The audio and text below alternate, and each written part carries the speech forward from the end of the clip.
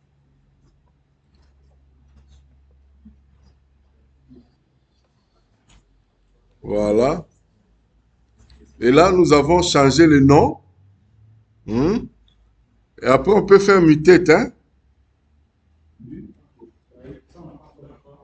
Vous n'avez pas encore vu. On voit, ça c'est pour créer une nouvelle colonne. Mutate, entre parenthèses, on peut créer une nouvelle colonne qu'on appelle cumul moins nouveau cas. C'est pour voir un peu le cas qui a eu la veille. New cases.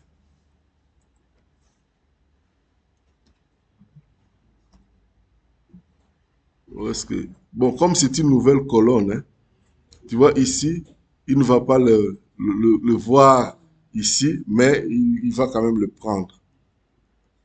Voilà. Le C, hein. Ici, ça.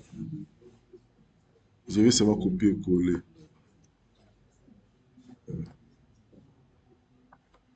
Voilà.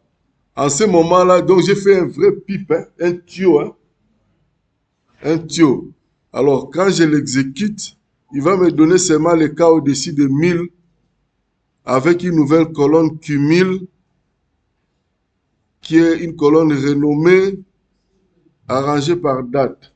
Oui.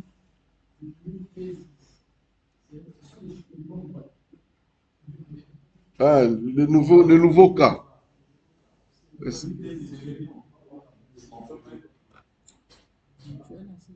Oui, je lance. Voilà. Est-ce que j'ai le... Non, non, je n'ai pas le nouveau cumul. Non, non, non.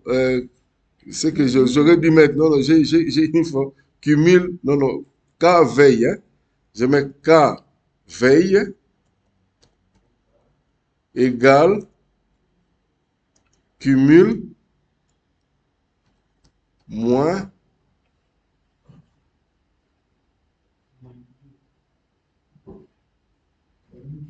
Ouais. Moins. Nous quasi. Ah, lançons ça. Voilà. K veille est là. Alors, ça veut dire qu'on doit avoir seulement des cas au-dessus de 1000. Hein? Vous voyez que ça changeait même le nom de colonne. Nous avons des cas, tous les cas sont au-dessus de 1000. Hein? Le cumul qui existe là, les cumuls sont au-dessus de 1000. À partir de 1000, c'est 75. Hein? Et puis le cas la veille, c'est ça moins ça. OK? Vous voyez qu'il y a la puissance de Tidivert, hein? Avec le pipe. Hein? Ça, donc, vous avez votre syntaxe là. Si vous la mettez, ça vous donne un produit direct que vous pouvez prendre, vous mettez dans votre travail. Ça va? Oui? Oui. Vous pouvez l'exporter, le prendre, la ramener à Excel, ou le ramener à CSV, ou l'amener à Word. Il y a une syntaxe de, de R pour prendre, pour exporter, hein, en Excel, en Word, comme vous voulez. Oui?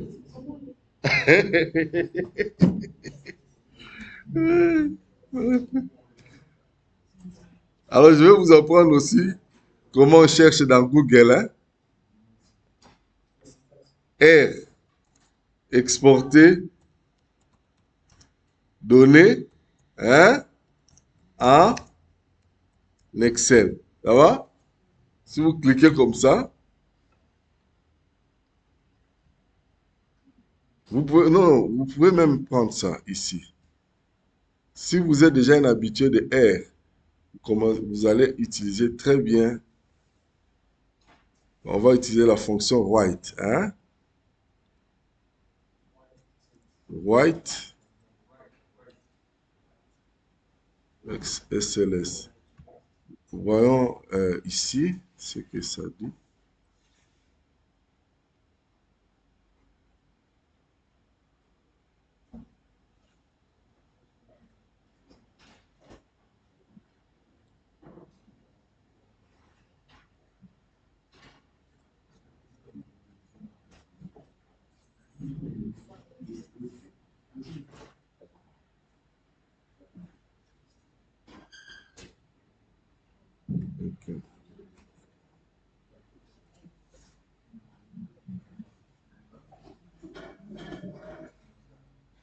Ok, white table.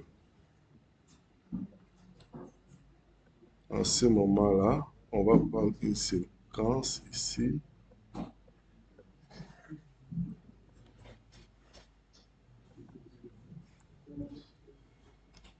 Et ça va sauver dans le répertoire. Hein?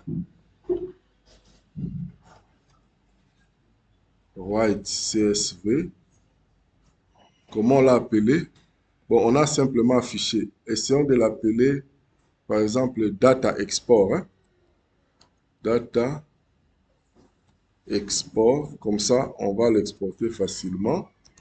On lui assigne ça. OK? Il ne va pas l'afficher, mais au moins, il va l'assigner à quelque chose. Ah, maintenant, après, je vais dire white CSV. Ouais. Qu'est-ce que je mets au niveau de...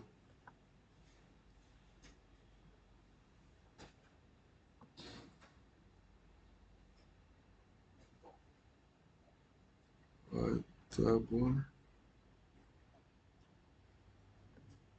Je vais voir les arguments. Il faut qu'il y ait X. OK.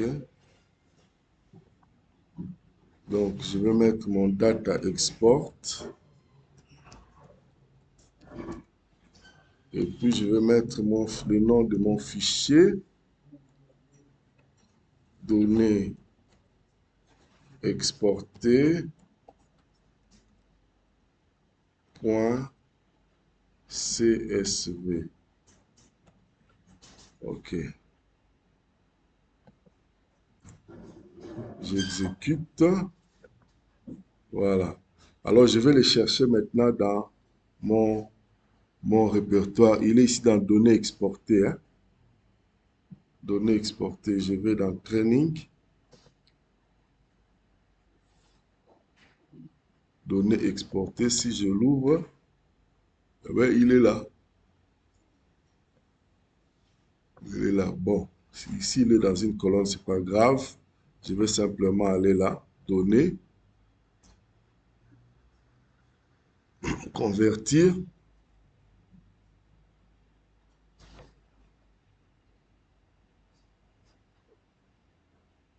Trop de mémoire ont été pris. Hein? Convertir, délimiter, oui. Délimiter par quoi? Par une virgule, oui. Et j'ai ma table Excel là. Voilà. C'est bon?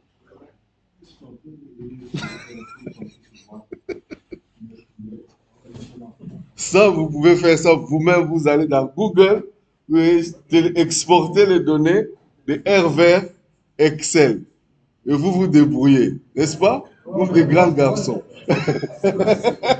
Vous avez vu qu'on peut se débrouiller comme ça, non?